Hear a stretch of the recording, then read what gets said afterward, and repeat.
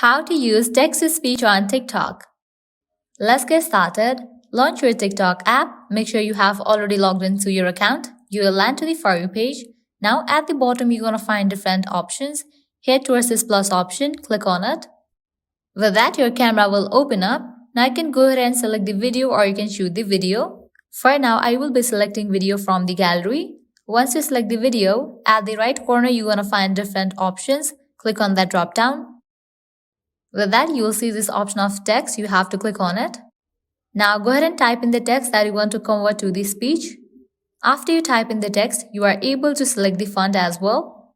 Once you are done with customizing the text, you will be good to go.